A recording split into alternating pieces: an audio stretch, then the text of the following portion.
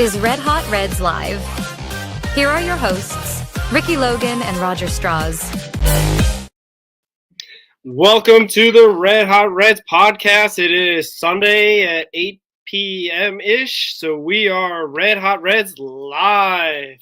Ricky, how has your week been so far? Feels a lot better after sweeping the Detroit Guardians, as some would say. They're not in Ohio, they're in Michigan.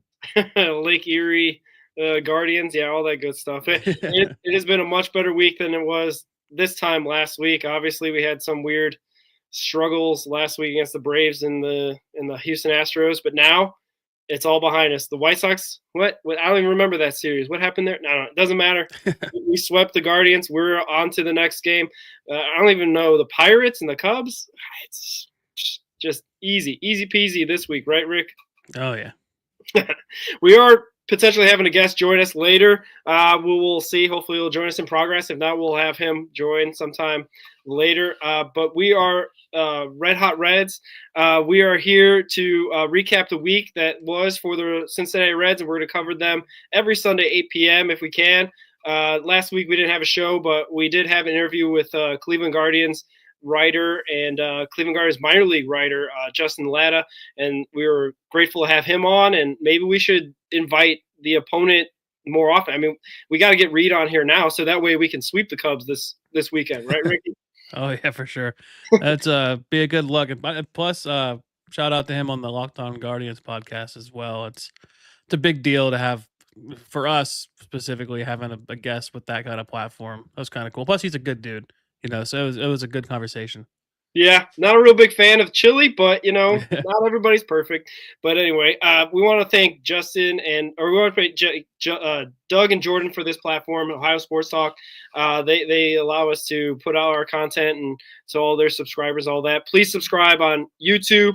Please subscribe X, all that good stuff. We also want to thank our sponsor, Dubby, up there on the screen. Go to dubby.gg for the only focus-free energy drink, sugar-free energy drink out there. It is 10% off when you go to checkout. Put in that promo code REDHOT10. You get an additional 10% off. Helps us, help them, and all that good stuff. So we're appreciative of Dubby. And yeah, Rick, we are in a weird spot as a franchise. You know what I mean? Like I don't think the Cubs or the Reds have ever won the Ohio Cup. Like this is new territory. So 2014 was the last time we've owned it outright. That's pre-pandemic. Nobody remembers before 2020. But anyway. I mean, that was pre-David Bell. Yeah. What is it? That's a David Price era, right? Or the Brian Price era. Yeah. Was it? Or was that still Dusty? Because I know he got fired. Was it at the end of that season? Somewhere around was it 2013, 20? I can't remember. But yeah, that's how far away it was. Can't remember, but anything that. But, hey, the big headline coming out of that is the sweep of those Guardians.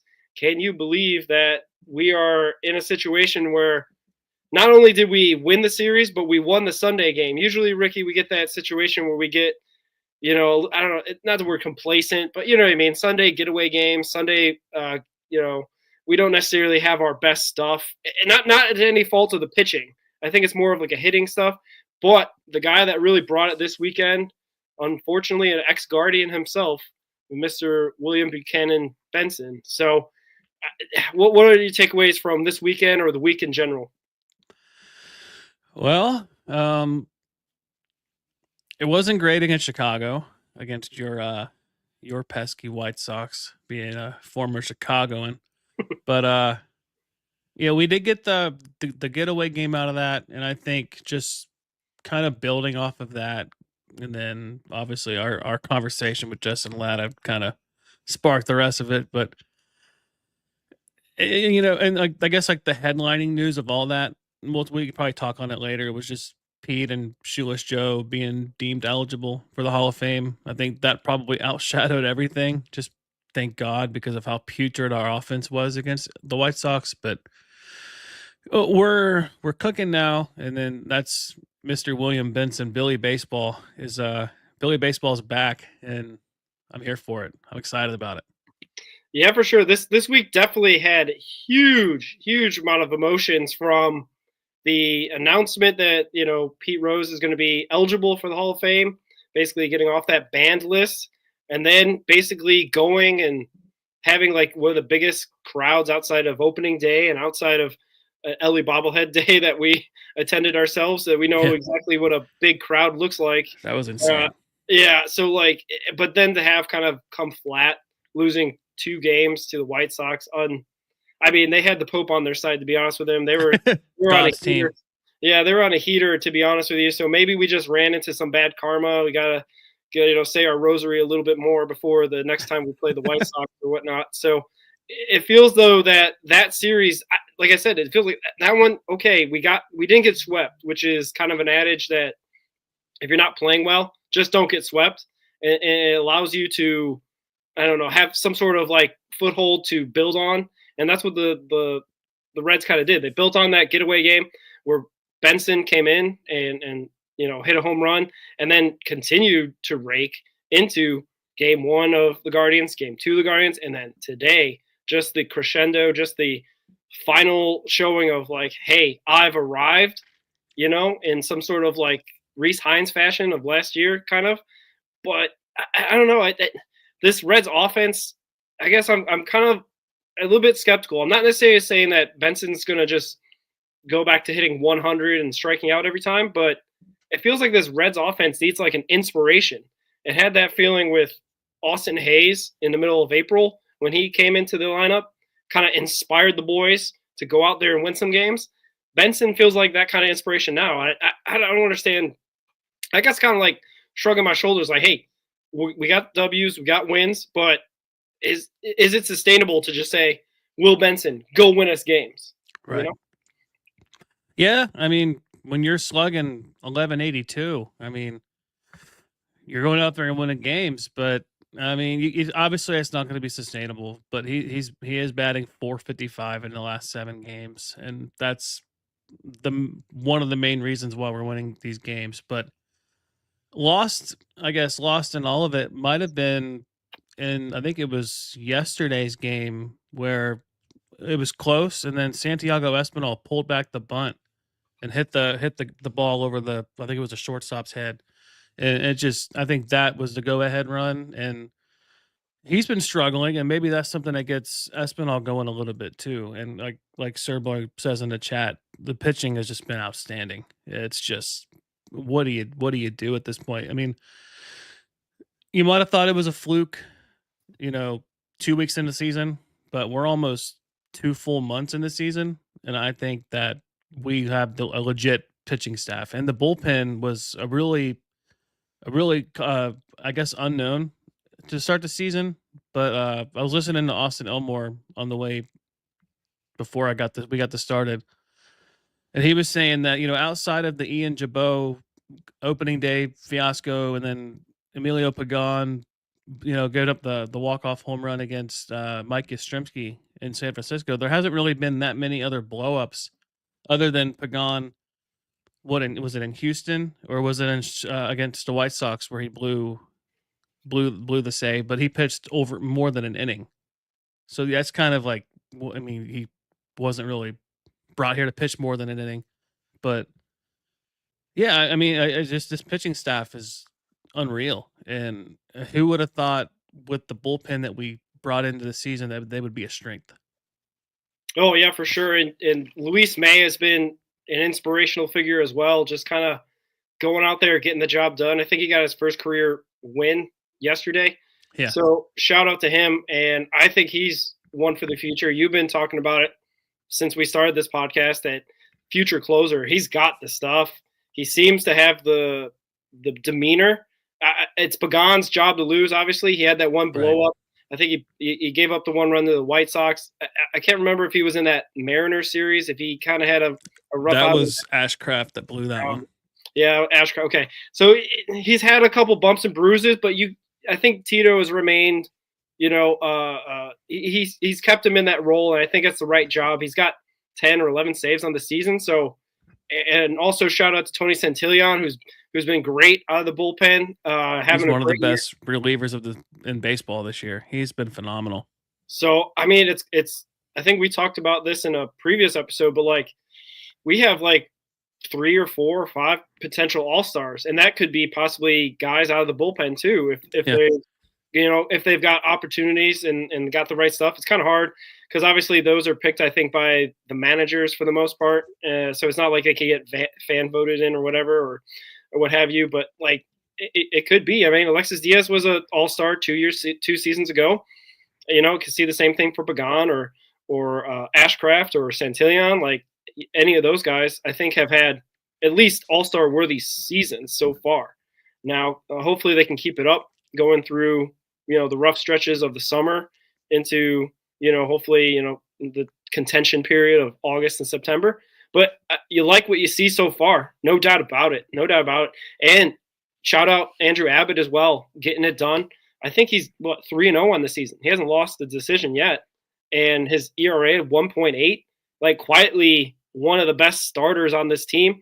And the pitching staff has been getting it done without Hunter missing a couple starts. So, like it feels borderline criminal that we're 24-24 with the pitching staff.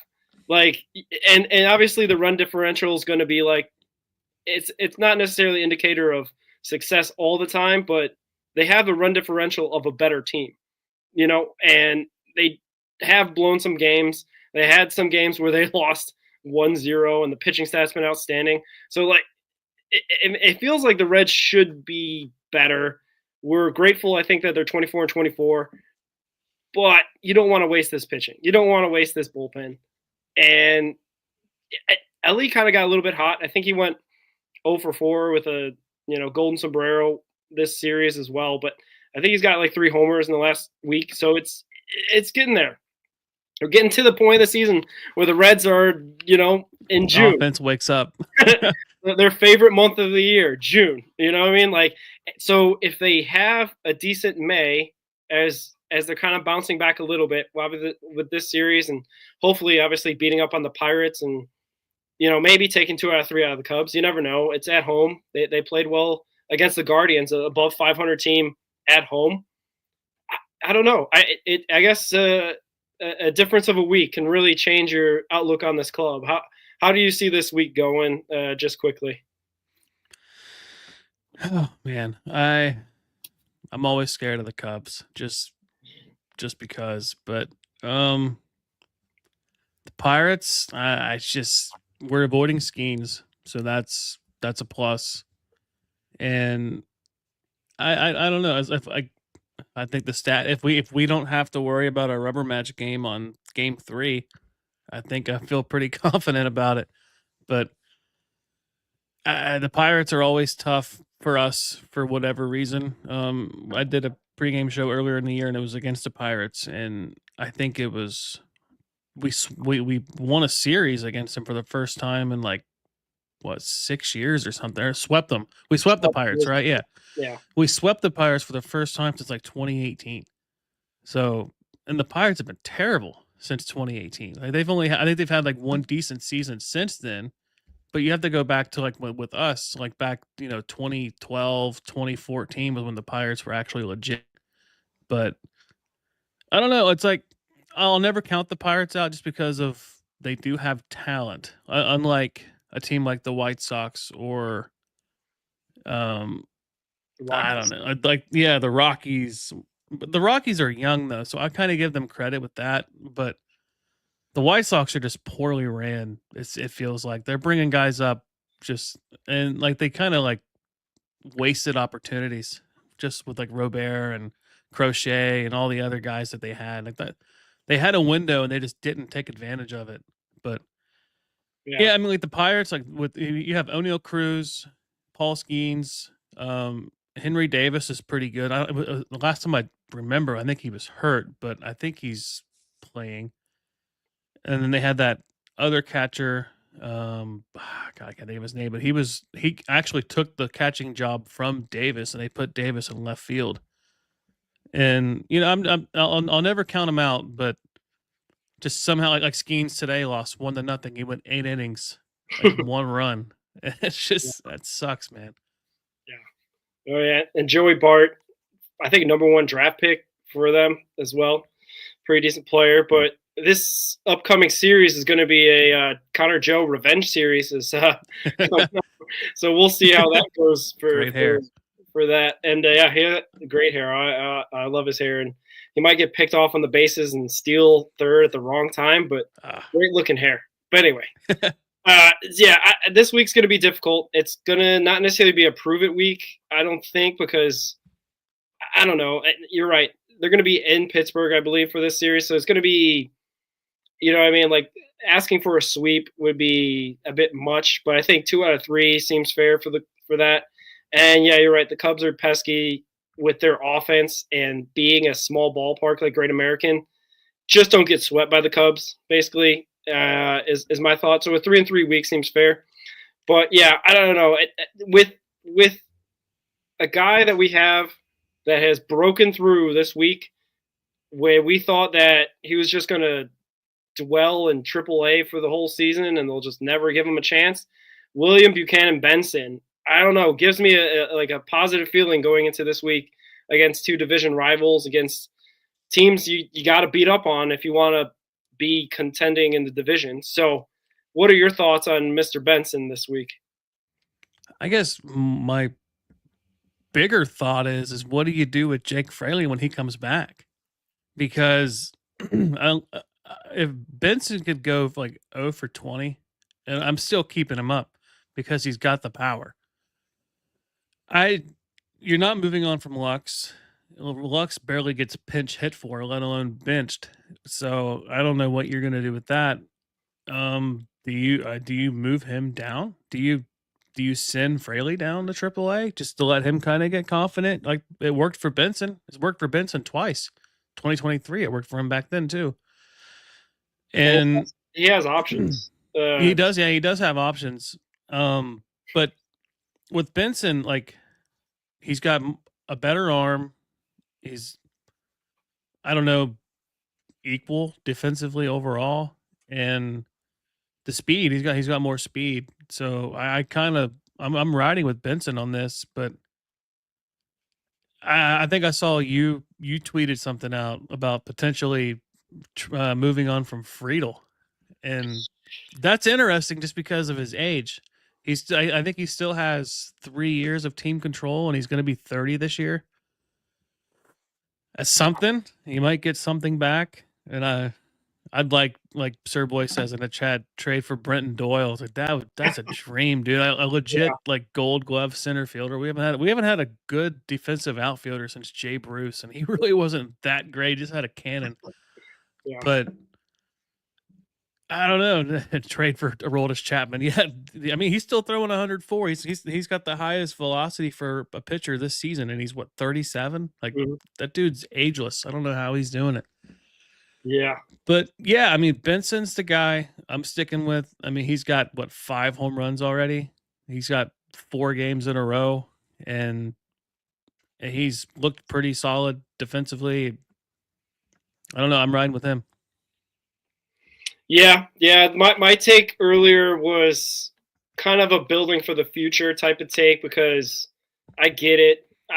I may even put out like a short video about talking about how, and this was back after losing the series against the Astros on Mother's Day, that if we're going to play like this, where our offense scores 0 runs and then scores like 13 and then scores 0 and then scores 1 and like doesn't give enough run support for our pitchers, like that seems like a destined for a 76 win season. And like, why are we being loyal to guys that aren't batting above their back of their card? You know what I mean? Like that seems like that they're then probably, like on their downfall of their career. Like, and I'm not trying to like say specific guys, but I think Friedel is a better trade target than say like Fraley, based on obviously his production of this year, his ability to play center, the ability to lead off.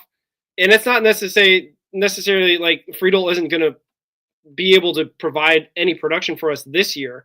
I just think if we're building for a team that's going to be built around Ellie and McLean and Hunter and Lodolo, like a 30-year-old center fielder in 2026, you know what I mean? Okay. You know what I mean? Like, I guess the Reds are going to have to kind of find guys to put in certain positions at times, but I think we can possibly, I don't know, like we'll talk about it with the minor league system, but like there's guys I feel like that are ready to come up now, just to I know we've got Hines and Benson, and those are the guys we've been kind of cheerleading to get up to the majors for a while now, and now we're kind of like, oh, we're collecting receipts now because now these guys they're ready. You know what I mean? Like, yeah. No offense to Dunn, Hurtubise, and who's the other guy? But they're just not getting the job done. So you got to put in guys that will get out there, and we'll talk about it probably later with that. But like with different strategies from the front office. But like, I don't know. I guess it's cool to see like Benson and Hines really kill it in AAA. But if they're ready to go, let's do it. Let's make them everyday guys. Like you were talking about. It's difficult to have like a Noelvi Marte not play every day if he's on the major league roster. So you might as well just put him in the AAA just for that. But if they are ready to play and they're producing, just keep them. Keep the hot hand, which is easy to say now, obviously after Benson's weekend. But it feels like a lot of people have been calling for just some pop in the outfield, just a little bit. Just pop in general. Yeah, or just to have a guy like Reese Hines come off the bench. Or if, there's a late scratch to Lux or whatever that happened this weekend, like, boom, you throw in a guy that, will give you hopefully quality at bats. He's not going to obviously Joey Votto the situation and be able to take pitches and have a good eye, but he's going to strike out a lot. But I don't know. Today's day and age, like the Reds, or especially the Reds, they just need some offense. Just get something going. We get in these streaks where it just seems like it just can't get enough offense to win the game. The White Sox series is an example of that. Yeah. I got a stat for you. Yeah. Okay. I don't know how I want to word this. Name a player that has as many home runs as Jeimer Candelario this year. Reese Hines. They have the same amount. They both have 2. Benson has 5. Marte has 3, and neither one of those 3 players started the season on the major league roster. Ha! Well, there you go. Steer's got 4, but it's still. I mean, it doesn't feel like it. And McLean's got 6. He hit the one the other day against the White Sox in the getaway game, and then Hayes has 6, and Ellie has 8. I think the National League leader is Shohei, and he's got 15 or 16, and then the American League leader's Judge, and he's got 14 or 15. So I don't know. I don't know what you want to make of that, but I mean, granted, Candelario's been on the IL for quite some time, but Reese Hines just got basically brought up this week, and he's got more playing time this week, and he's already got 2, and Benson has 5. So I don't know. It's just 2 guys that we've all been clamoring for. They're actually producing, and I think that's a sign. And Marte, hopefully he gets healthy and gets back. And I don't think he's really specifically known for home runs, but I think him with his swing, I think in Great American can produce home runs just because he's got that line drive power that can launch the ball out instead of just trying to launch angle it out of there, Yeah, I think the launch angle era is kind of coming back to just hit the ball hard era, if anything. You know what I mean? Austin Wynns has more home runs than Jeimer Candelario. Yeah, but we're pro Austin show, so that makes sense. There's not a pro Candelario show, unfortunately, unless he has a magical June, which would be the whole episode about how Candelario is going to stay on the roster. It seems like we're in a good problem situation where we got guys producing at the major league level and some guys coming back like CES and Jeimer, as Sir Boy points out. But it doesn't necessarily mean that we need to, like we need to put guys up onto the major league roster that aren't producing, unless there's an injury, unless there's a situation that, obviously we talked with Justin Ladder about Benson's swing, that he's got long levers and he has a propensity to strike out. So it's not beyond that. It's just if the power dries up, then we can have some conversations about bringing back a CES who has played the outfield in the past as well. Not necessarily as an everyday guy, but you put Steer possibly back out there or whatnot. But I don't know. It may be a good problem to have that we got guys producing now and winning games now. Let's keep that going, keep that hot hand going, especially Benson. Like, I guess it would be really interesting because I think he only struggles against lefties, and I don't think that the Pirates are throwing any lefties out there unless I gotta look at the probables. We'll look at that later. So let me ask you this real quick. CES and Candelario, let's just say they come back. It's not going to be next week. Let's just say next week.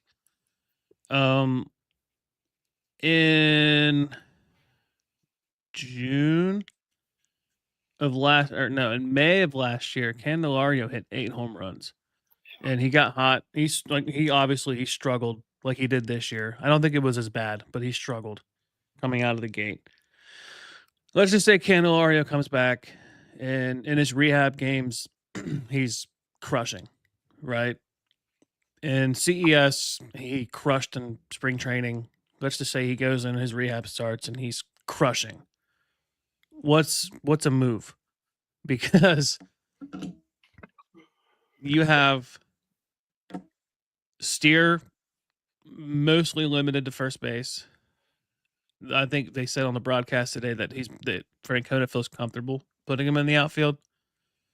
And then you have Fraley possibly coming back, Benson, who I'm keeping, Hines, who I want to keep. He's the right-handed power bat that we don't have other than Hayes. I don't know who you move because you're not going to DFA Espinal. That's just not happening. You're not going to send down Lux. No.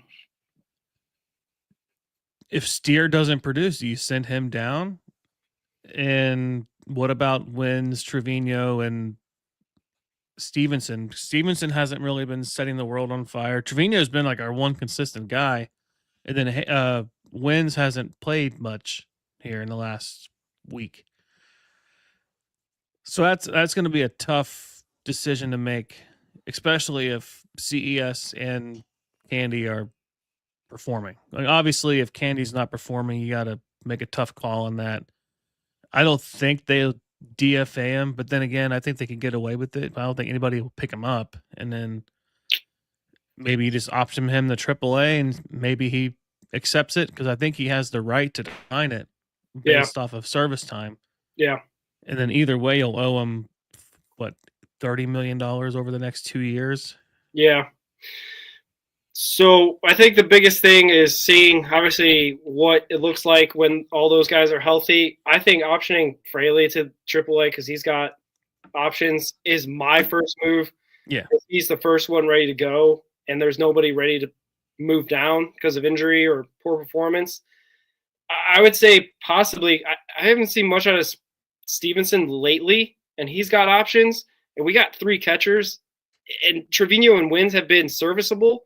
So I'm not DFAing Wins, not now, unless something really happens that merits that. But like I'm thinking maybe Stevenson goes down, works on some stuff, maybe get back to catching every day.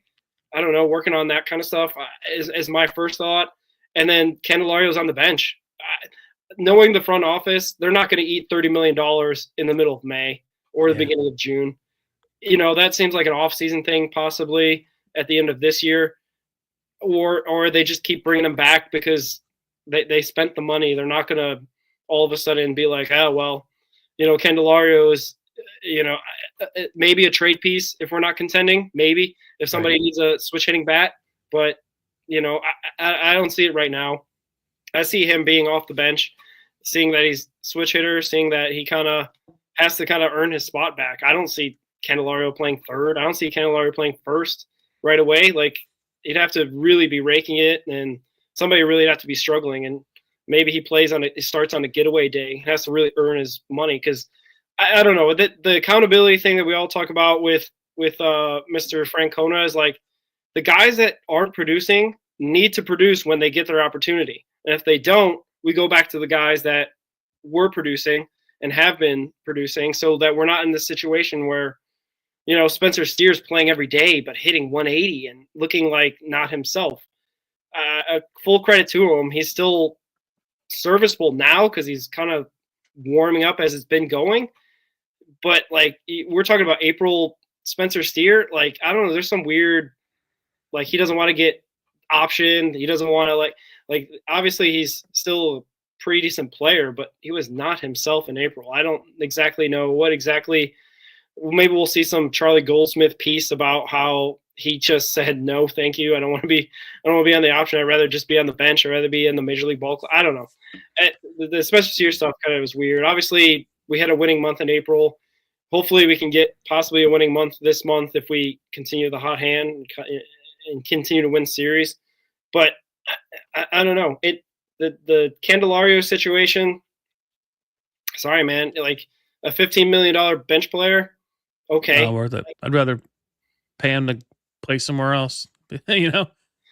Yeah, I don't know. It works just as much out for you as the other way around. And something I wanted to mention too.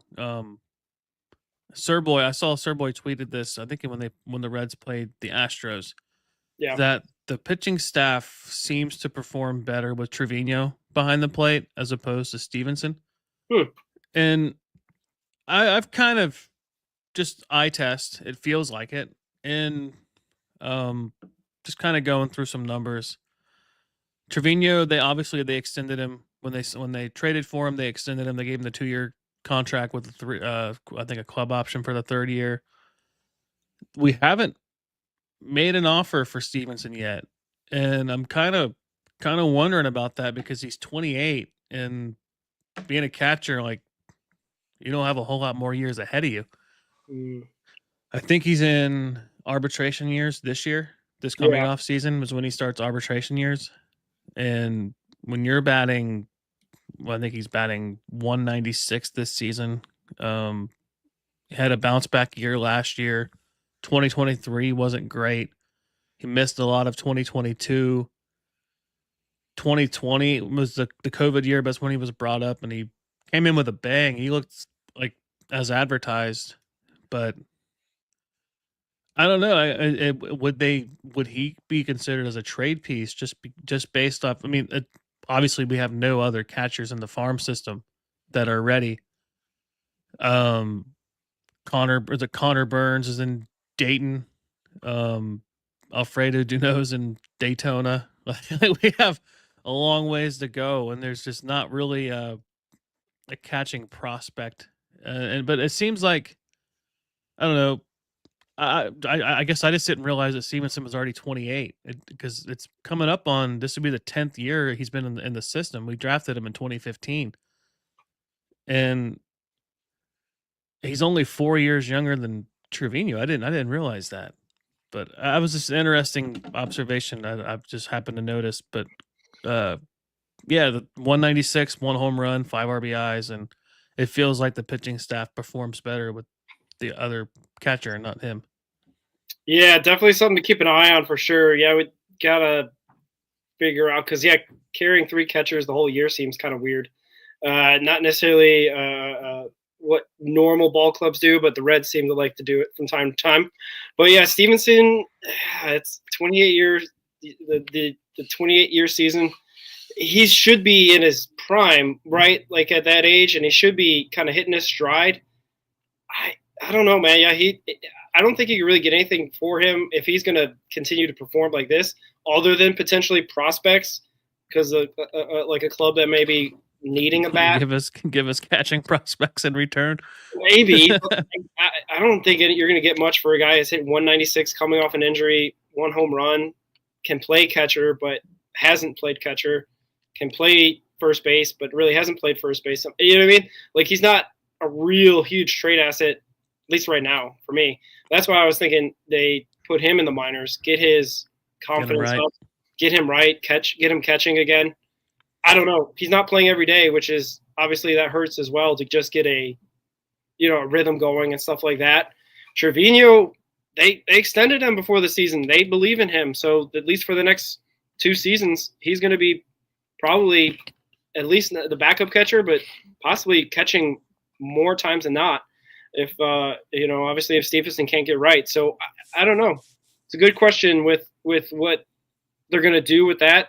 Keep an eye on it, I would say, because right now I don't think the Reds are going to do anything unless they're going to send him down to the minors to get some work done. Because like you said, if they don't have anybody to back up Wins or Trevino if they get hurt, he has to be the guy. There's nobody in, Banfield, I think, is the minor league catcher for AAA. Yeah. And he has not looked great hitting wise in spring training and this year at Louisville. So good question. Good food for thought later to see what Ty Steve looks like in a month or so. Hopefully. Yeah, go ahead. I was just going to say, like Sir Boy says in the chat, Brady Singer has a 9.45 ERA with Stevenson catching and a 2.45 ERA with Trevino catching. Big difference. I've noticed that too, because it was the Houston start where he blew up, and then he had the start here recently where Stevenson was catching, and it wasn't terrible, but he wasn't his self that he's been this year. Yeah, that's interesting because, I don't know, it's not like we're in the era of baseball where the catchers are calling the pitches anymore, so I'm not sure exactly how to quantify or explain away those stats to say that he does worse under Ty Steve than he does Trevino. Trevino is obviously, I think, I was hearing interviews on one of the rain delays this past week or whatnot, and Trevino seems to really dig in to the pitching staff and try to get to know guys. Because he was on Jim Day's podcast in spring training, and they asked him what he thought about the pitching staff, and he named minor leaguer Lauder, minor leaguer Burns, minor leaguer Chase Petty, minor leaguer Luis May. Like, he was talking about guys that are in the minors, not any of the Hunter. Like he was just talking up those guys, and I think that's him kind of doing his work with those guys in the spring training, getting to know their pitches, getting to know where they like their stuff. So, I don't know. I think Trevino is like a catcher's catcher. He's a real pro's pro, and I think probably if you're Tito Francona, I think that's something you can depend on. He's probably a future manager in the making as well. Trevino, yeah, the way he talks, like it. Maybe a future Reds manager as well if he ends his career here, potentially. But you never know. But that, the Ty Steve versus Trevino thing's an interesting topic. You like to think that, Stevenson's bat will be productive sooner than later, but you never know. Nothing's guaranteed in baseball. But I don't know. It's a good question. Very good question there, Rick. I don't have an answer for you on what we're doing. That wasn't really scripted. We didn't talk about it. I just saw Sir Boy talking about it in the chat. I was like, I better bring it up. Yeah, for sure. Something that we did have scripted is not necessarily a huge topic, but hey, if you bring up guys that can hit home run, because I think we lamented that Great American Ballpark, Great American Small Park, is a home run for lefties or righties, kind of like Haven. It's hard to get free agent pitchers here because they don't want to give up fly balls that turn into home runs here in Cincinnati. If, whatever the situation may be, the wind's blowing out or it's a hot day, the ball's flying. So on the opposite side of that logic, you should get guys that can hit home runs, right? Especially outfielders, corner, infielders, what have you, So the front office decision to kind of go with Dunn and Hurtubise, and obviously Callahan got hurt, so he was kind of obviously – I don't think he really factors into this conversation in terms of front office decision-making. But why do you think the front office is so slow to get Benson and Hines up when they kind of know they have pop in their bat? They saw it in AAA. Why wait so long? I think with Benson, it was partly just performance from last year, letting him.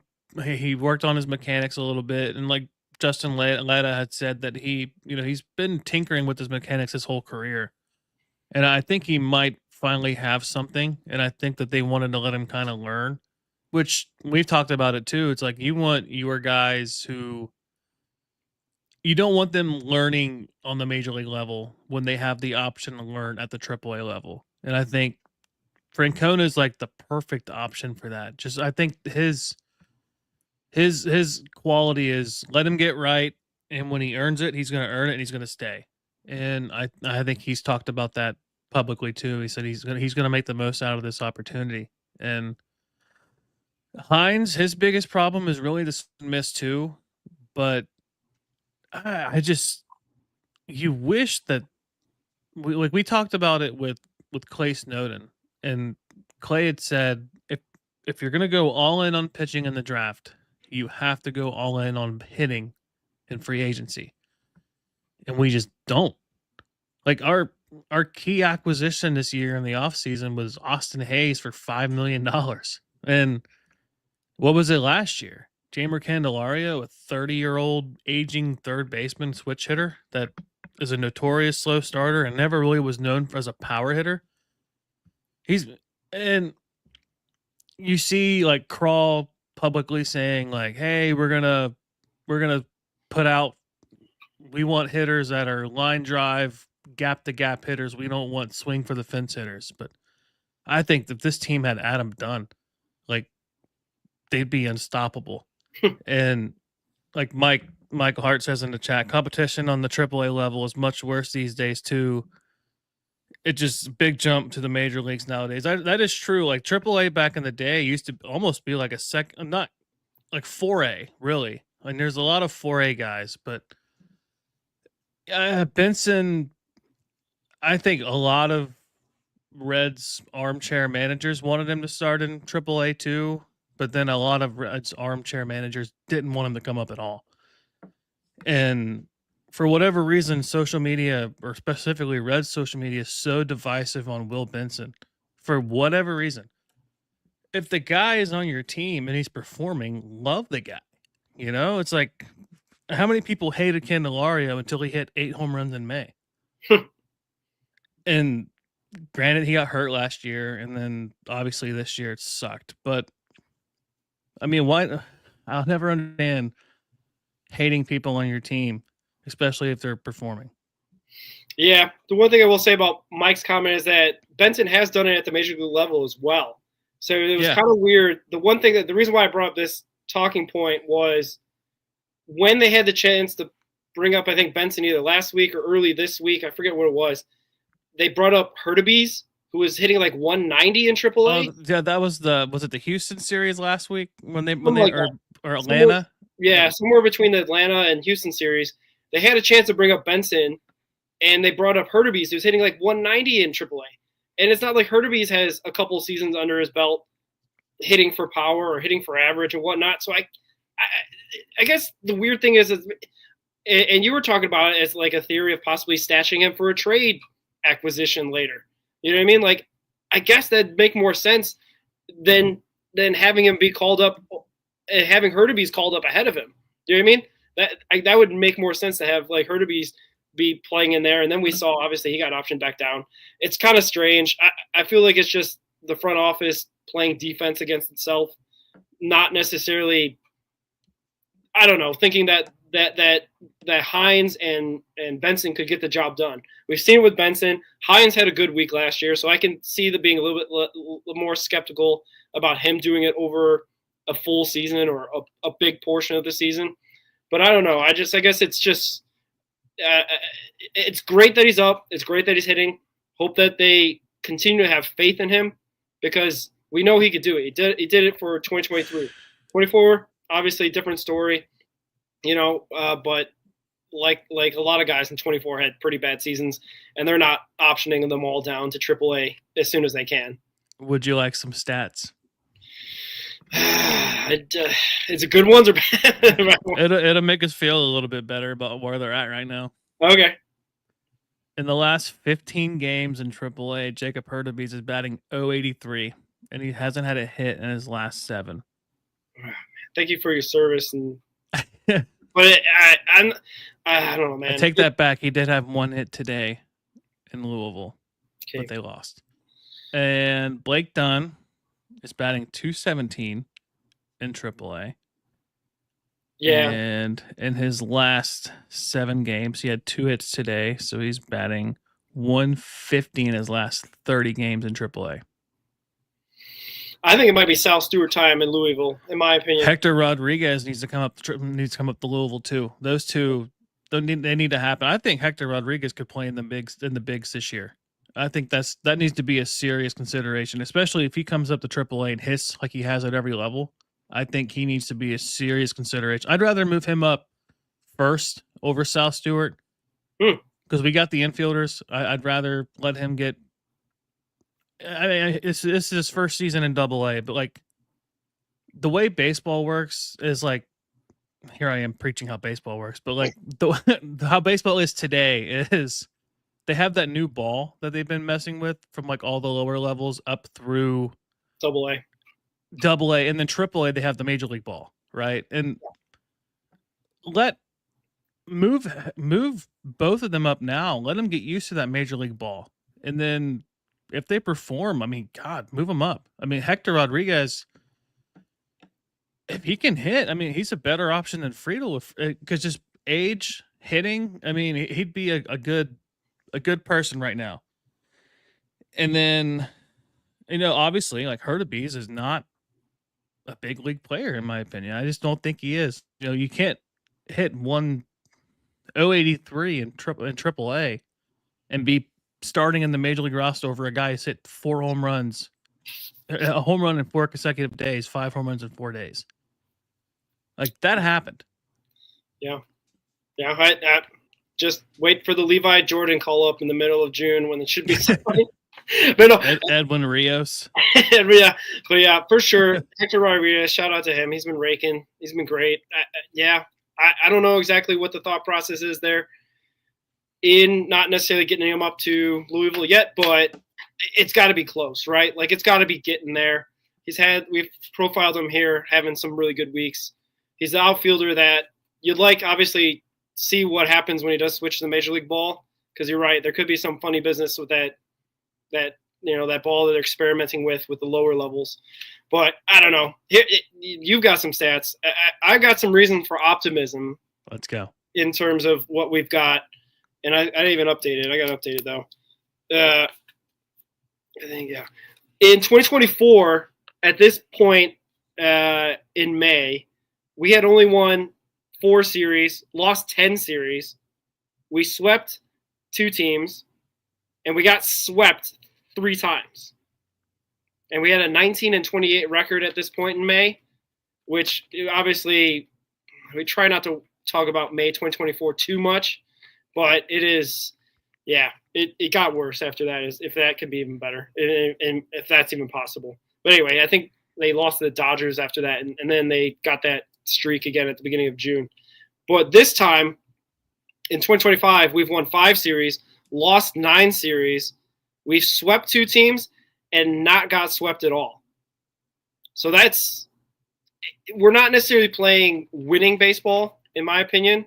Obviously, we've lost more series than won, but we haven't got swept. The White Sox series could have been a lot worse if we ended up losing that 3rd game on, Thursday. So, 24 and 24, we obviously have talked about how we would be happy if they're 500 going into June. Obviously, we'd wish it would be better because if they're playing like they are against the Guardians, a team above 500, you'd like to think that we'd be, 3 or 4 or 5 games above 500 going into June. But, we got the Pirates and the Cubs coming. And I think after that, what's the next series? We got the Royals. The Royals are pretty decent. And then the Cubs again, and then the Brewers at the start of June. So a bit of not necessarily a treacherous stretch here, but some in-division rivals. Royals, who are a pretty decent club. It ends up being kind of like it'll be interesting to see beyond this week what we look like at the beginning of June. So I don't know. I guess the reason why I'm trying to point out is that we don't get swept. That's positive, right? We don't give up on series. Unlike those Cleveland Guardians. Do you know what the Reds' favorite food is? No. Sweepsa. Okay. Is that a Sir Boy tweet out there too? That's me. Yeah. It's I don't know, man. Sweepsanya. Yeah, but I don't know. What do you think about that? Like, is it a positive attribute to not get swept? Like, is that something that is Tito? Is that something that the ball club is just maturing and taking every game like they want to win it, like win every damn game, as Tito would say? Yeah, I think part of it's maybe luck, a little bit involved, and it's just our ability to win game 1 of a series, but not win the last 2 is a lot of it, and then not being able to win rubber matches is tough too. But I mean, I think Tito probably has a say. I mean, has an effect, I guess. Just leadership, been there. You know, I was never a David Bell hater. Like I didn't care for it, but one thing with him is just that was his first managing job, right?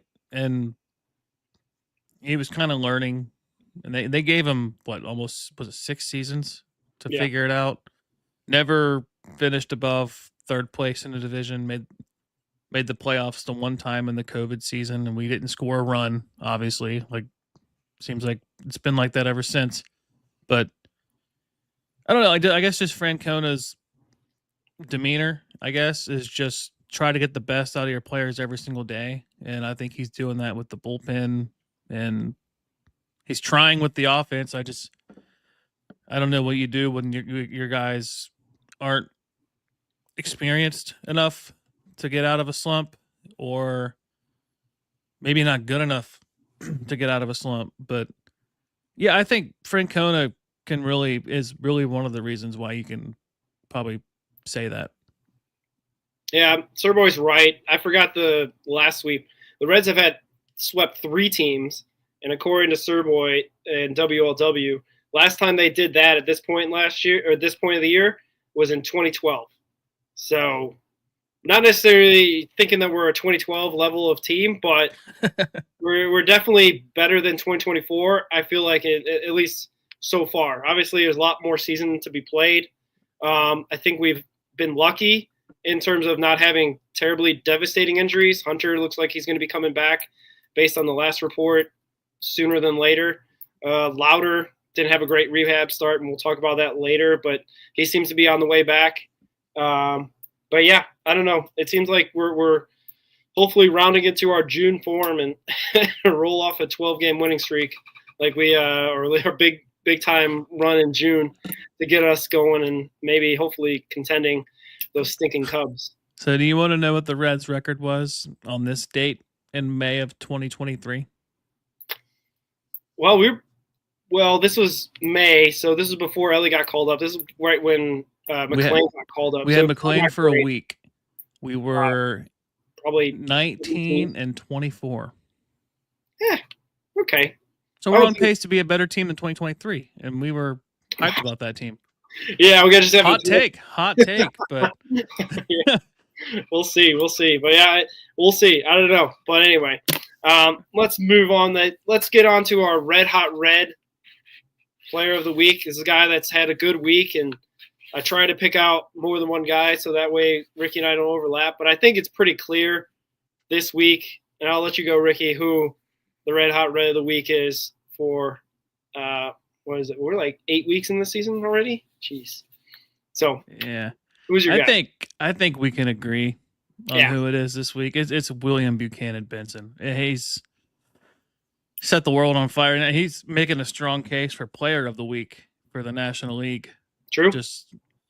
It'd be kind of a crime if he didn't. I mean, you got Shohei Ohtani, but yeah, it's hard to beat that guy. Will Benson, he's got the 5 home runs in 4 games.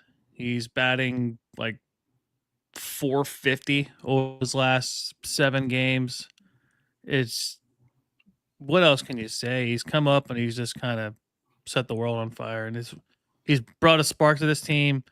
I talked about it with Mike on our pregame show a little bit, but he adds a dynamic to this offense that we just don't have, a power hitting lefty, and he's got the speed too. Like Justin Leda said, he's the 2020 potential. I've even gone on a limb and said he could be a 30-30 guy if he really strings together a hot streak. But I don't know, man.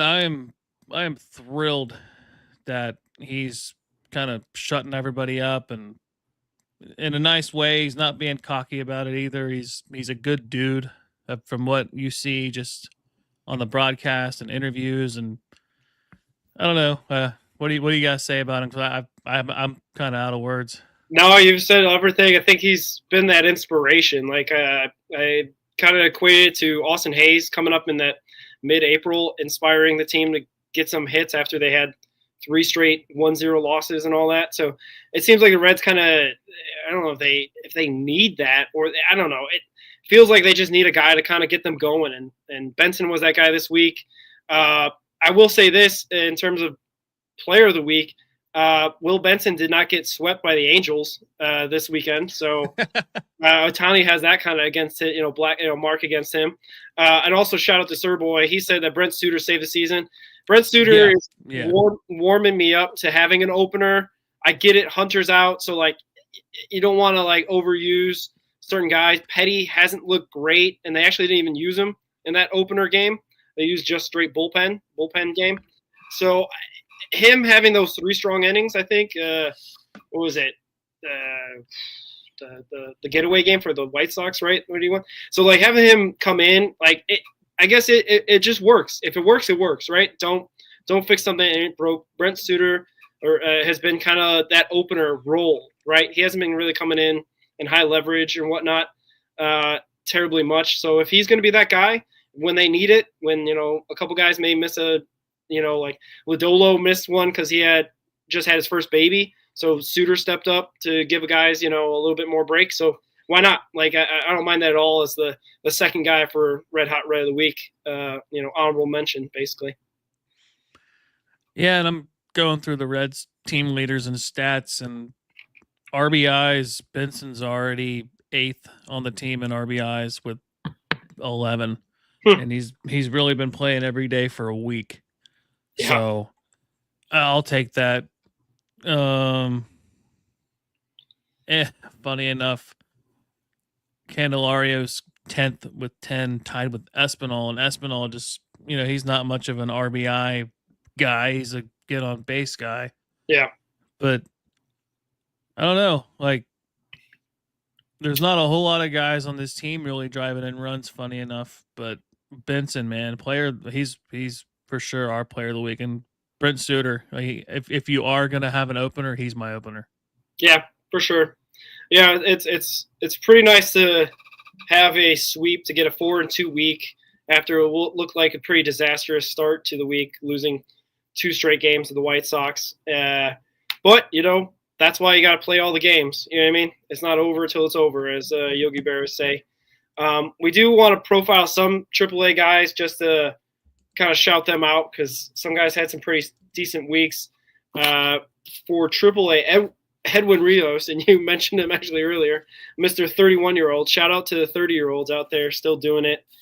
He had a pretty decent week, 10 out of 20. He had 2 doubles, a home run, 5 RBIs for Louisville, which is pretty good for, a guy that's, I don't know what his prospects are necessarily of playing for the Reds, but he's still going to keep at it at Louisville until they tell him kind of hang it up. So, but yeah. And then Sal Stewart at AA, 9 out of 22, 3 RBIs. Here's a fun stat. Sal Stewart this week at AA struck out 0 times. I think he walked like maybe 2, but man, that's what I'm saying. Like, future's bright, man. Future's bright. Promote him. And I don't know if you saw it, but Manny Machado had a conversation with somebody about Sal Stewart, and he said they work out together, they play together in the off season, and if we can get Manny Machado, man, that's like, I mean, obviously not the contract, and I don't think they're gonna be the same player, but like if he could be 80% of Manny Machado, the player, I mean, we had a legit superstar. And that's one thing, like you said about not striking out, is he's really known for that. He's kind of that rare walk as much as you strike out player. And that our team needs that desperately.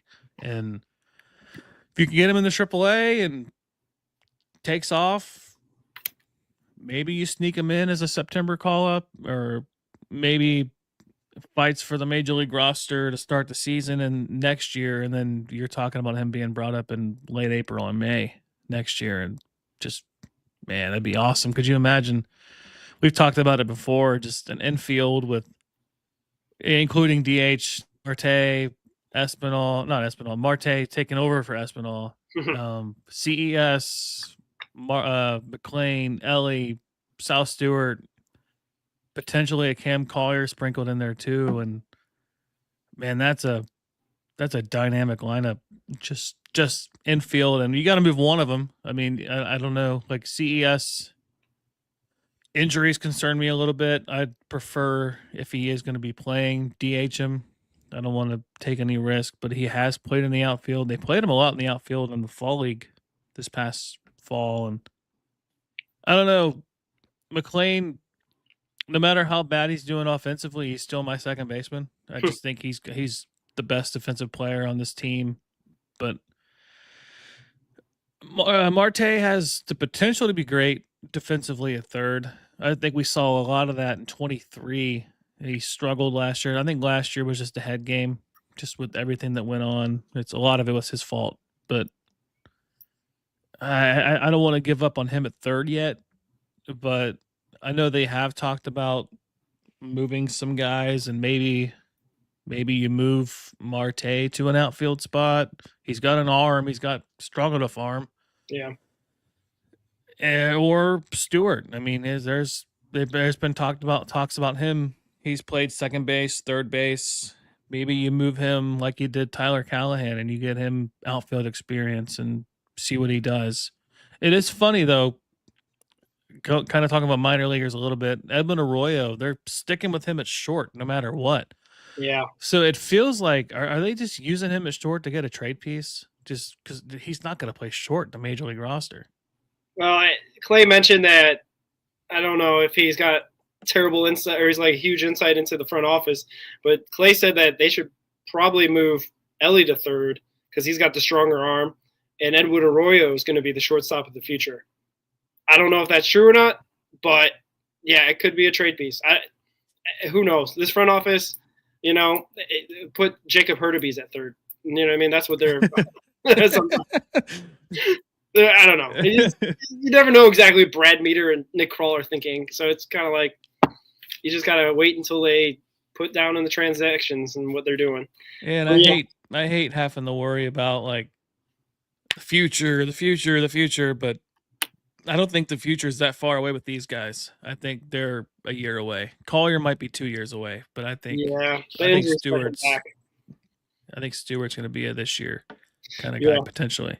For sure. And also shout out to Alfredo Jano. He had a pretty good week.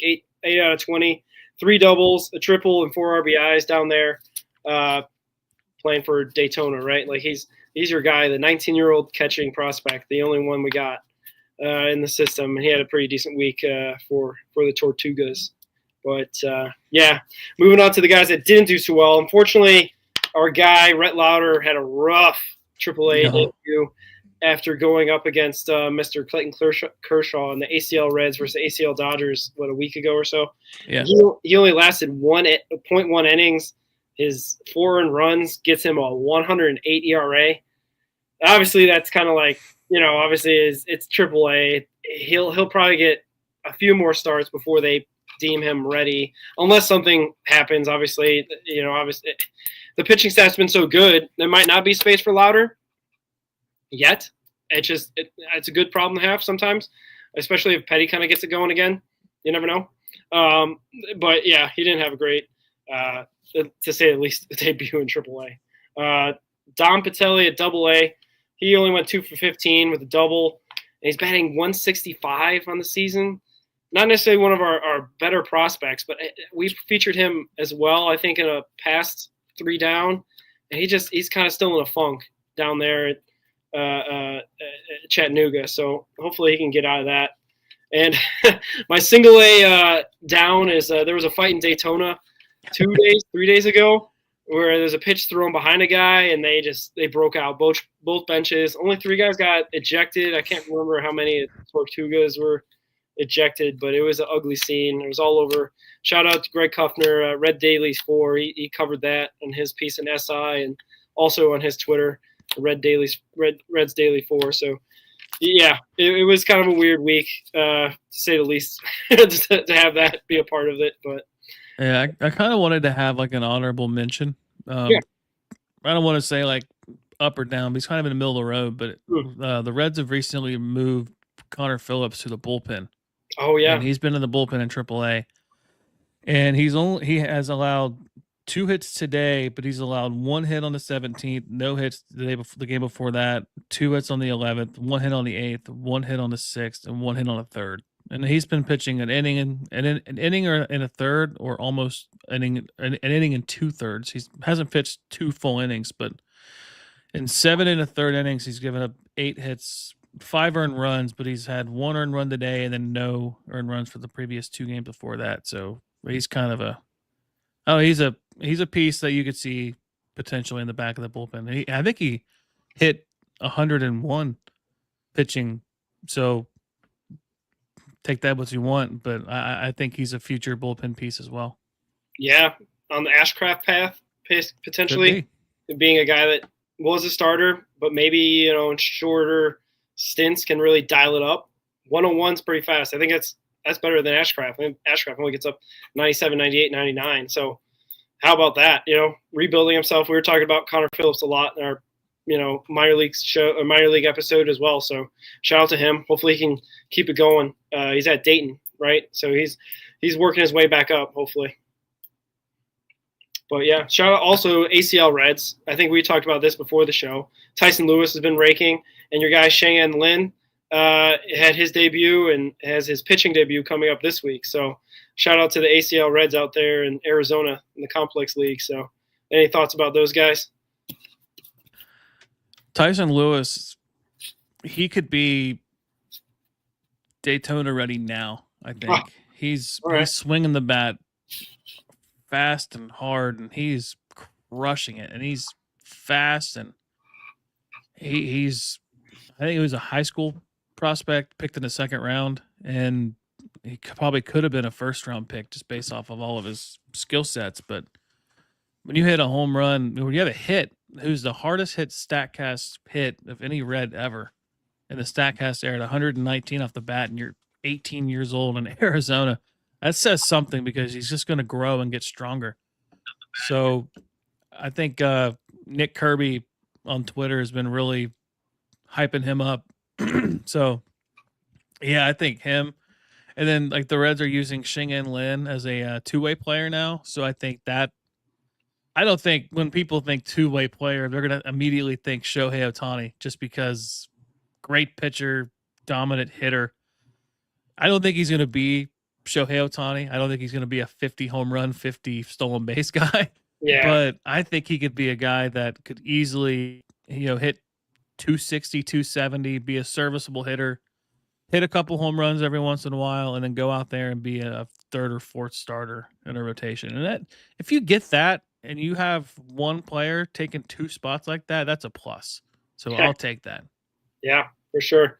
A mini Shohei is better than Shohei no Jr. Yeah, mini Shohei is better than no Shohei, in my opinion. Yeah. And why not let the guy develop? He's 19 as well, so he's got lots of baseball ahead of him.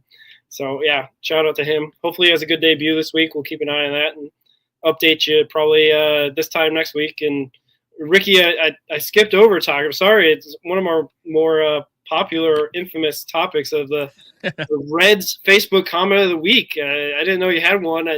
We didn't talk about it in pre-show. I'm sure there's been a bunch. There's probably been a bunch that you've been keeping receipts on in regards to Mr. Benson.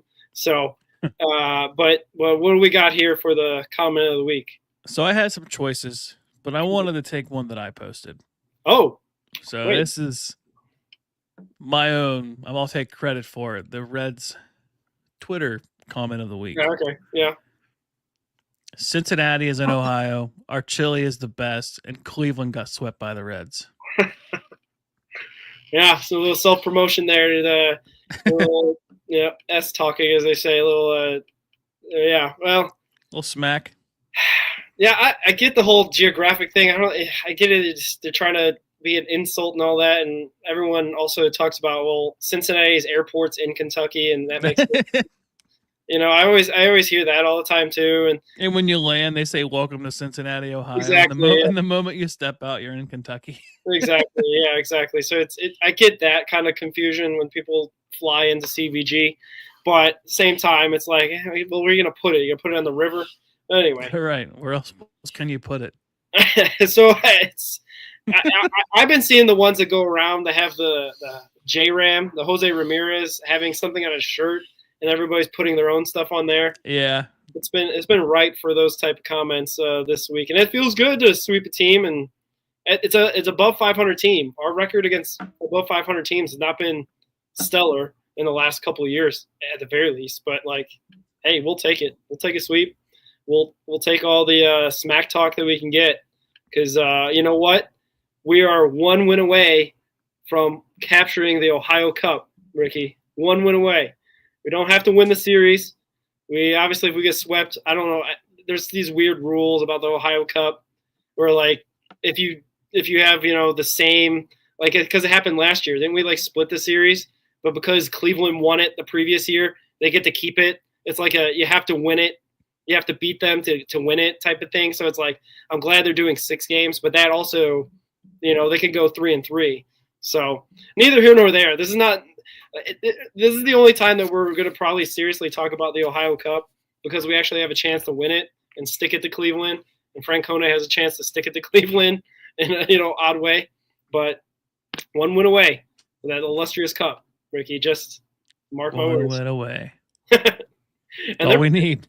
Well, we only playing, needed one more win back in 2012, and couldn't get that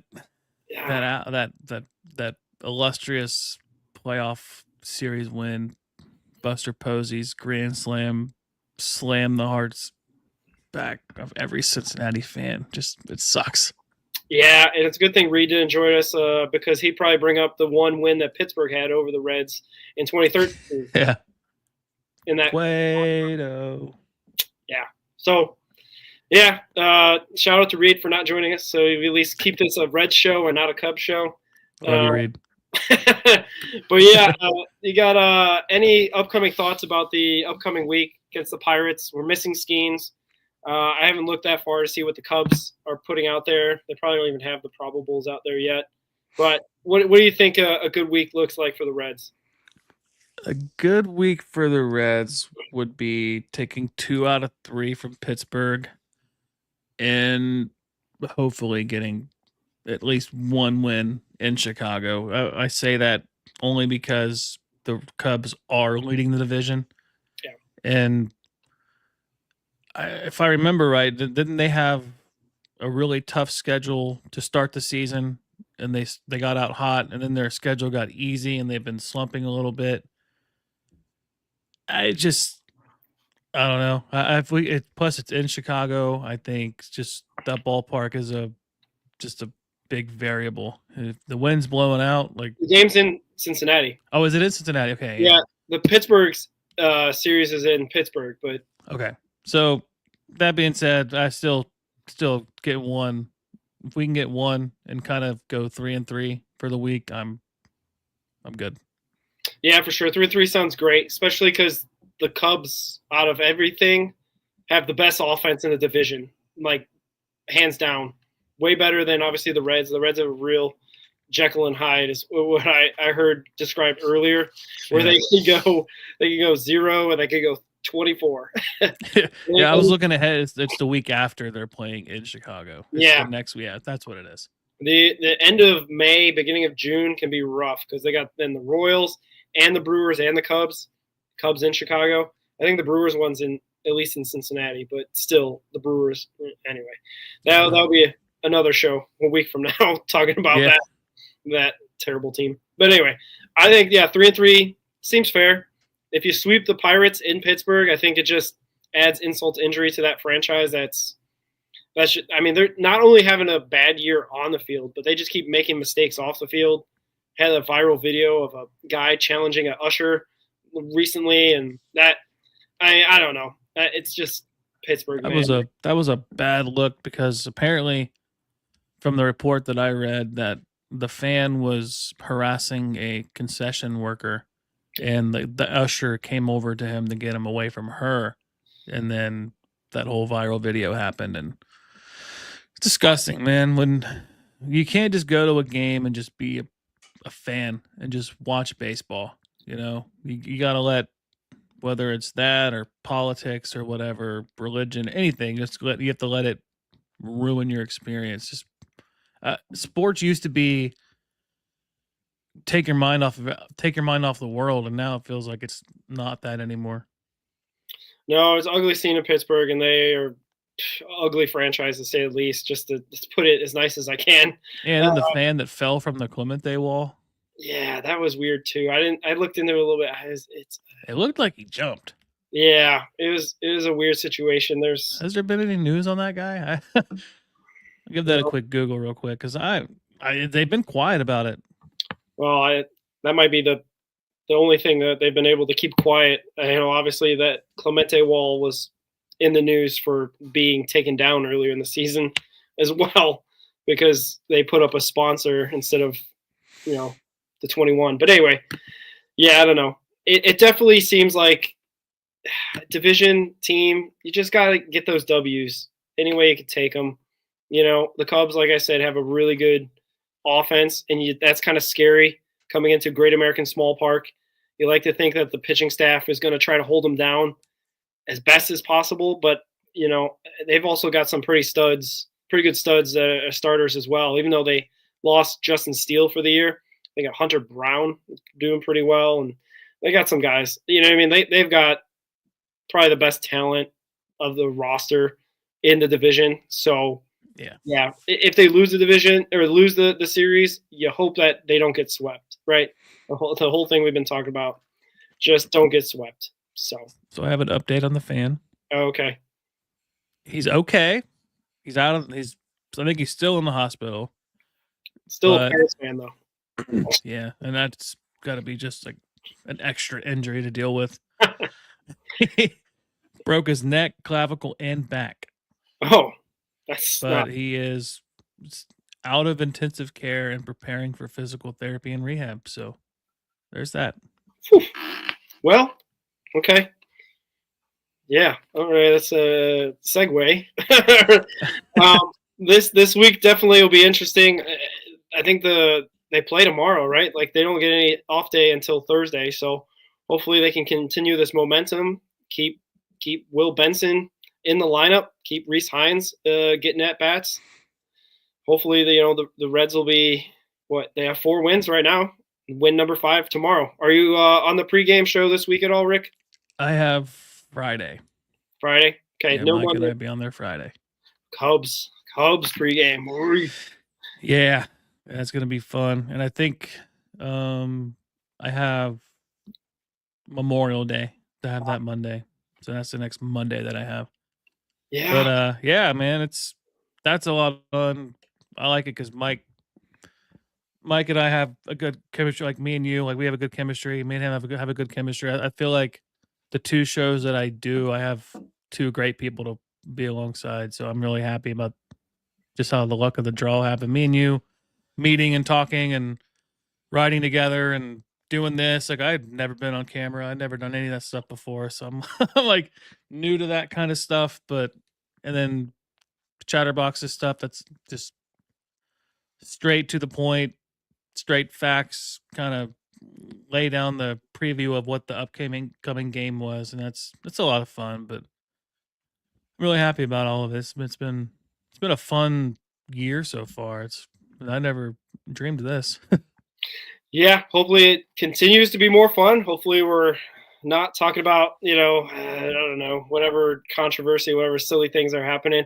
Because I guess the one thing that I'm glad that we're doing this as well, Rick, and I'm appreciative of all your work and all your stuff you do behind the scenes and all the jobs you have, whether it's here or there or anywhere else, is the community we're doing here. I think we're generally positive. Obviously, we're not going to, sugarcoat everything. I think, obviously I'm starting to get into that take range where I'm trading Friedel already. But anyway. I said Ashcraft should be the closer before the season started. So, hey, you're getting there almost. Luis May, would like a word, but but I didn't expect him to be up so soon. I was thinking him around like middle of June, Maxwell in August, and then. Oh yeah, we haven't seen Maxwell in a while. He's been struggling a little bit. Yeah. But the community I think that we're building, I think is positive. We don't necessarily obviously want to. I saw Kirby fighting with someone on X today, and I'm like, what is going on? I think that social media just kind of brings sometimes the worst out of some people. A lot of, like you said, you talked about Reds fans kind of fighting amongst themselves about Benson. Like, Yeah, and that's why we have the Facebook comment of the week, just to highlight how terrible Reds social media is. And yeah, Sir Boy said in the chat earlier, he said there's people talking about Benson. Well, it ain't gonna last. It's like, obviously it's not gonna last, but he could be a productive player still. yeah, I mean, you don't expect him to hit a home run every single game. It's just impossible. There's a reason why Votto's the only Red to have a home run in 7 straight games. Like, it doesn't happen. And these like armchair managers with their lineups and everything else, just like, I get it. Santiago Espinal is not an all-star player, perennial all-star, Gold Glove winning player, but he puts the ball in play and doesn't strike out. Who else are you putting in the 2-hole right now that's doing that? The only argument you could say, and he's not even on the big league roster, is Sal Stewart. He doesn't strike out and he puts the ball in play. Like, he would be a typical 2-hole hitter. It's just he's obviously nowhere near here yet. And I don't know. That's just my rant, I guess. Just that's why we have Facebook comment of the week. We highlight the lowlights. Social media is bringing it out of you now, Rick. Jeez, that's what I was talking about. You got to be careful about this stuff. But no, the most thing is I want to like hit on that. We're trying to do something, support this team, trying to stay plugged in, help people that maybe aren't as plugged in. Because the reason why I wanted to do the Sunday recap is because, I mean, I don't know, I'm busy. I can't watch every inning of every game.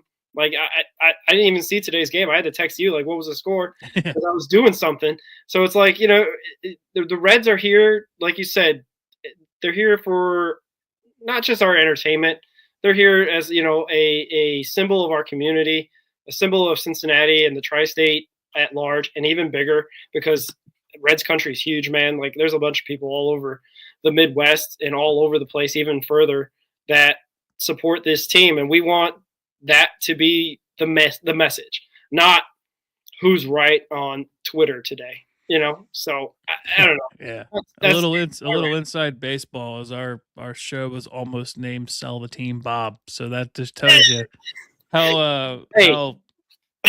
In my defense, it was just one of the options. Yeah, that was probably second place for me. Yeah, but that just tells you like we chose positivity. We chose the 1990 Reds theme, the Red Hot Reds rap. We picked that, and that's our outro for those that don't know.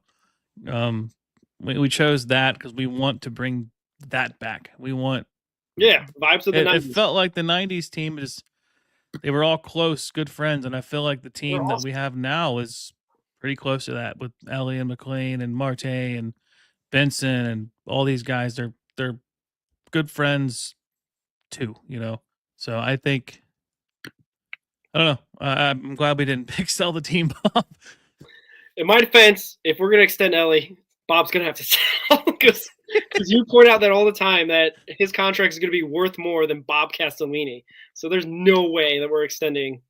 Anyway, that's another episode. We do that for hours talking about that. But that'll be a show one day. That'll be a midweek show. We'll just talk about the Castellinis. Off season, talking about Ellie's contract and arbitration years. Yeah.